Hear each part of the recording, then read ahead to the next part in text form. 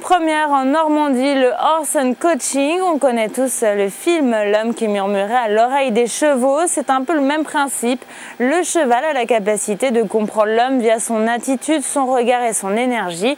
Et ce mardi, des démonstrations de Horse and Coaching étaient proposées à la ferme équestre Le Cordière à Noyer-Bocage.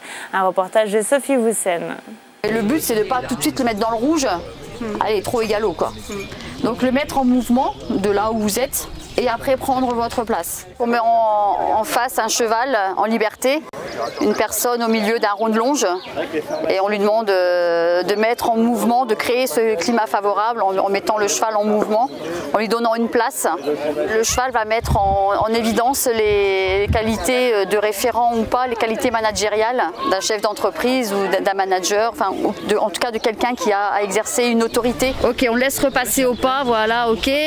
Par contre, ok, c'est bon, il ne s'est pas arrêté. Ce qui donne du charisme, enfin de l'efficacité à une communication, c'est le charisme. Si on arrive à investir, à penser ce qu'on dit, à le vivre dans le corps, ça fonctionne mieux. Puis des fois, on sait que ça ne fonctionne pas, mais on sait pourquoi. C'est le langage non verbal. Et le langage non verbal, il n'y a vraiment pas de part cachée dans le message comme dans le langage parlé où il peut y avoir des non-dits. Le langage corporel, on ne peut pas le maîtriser et on dit ou on ne dit pas et le cheval ne se trompe pas. Le comportement non verbal est très intéressant dans la détermination. Ouais.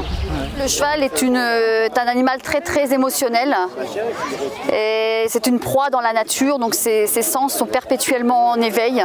Il est très observateur, c'est à ça qu'il doit sa survie et donc il analyse tout de suite notre comportement et notre langage corporel. C'est un retour sur soi-même, ouais. Et là effectivement ça a marché, le geste était plus net, l'intention y était là. À un moment, ça n'a pas marché parce qu'effectivement, il n'y avait pas d'intention dans le geste. Il y a un geste un peu vide.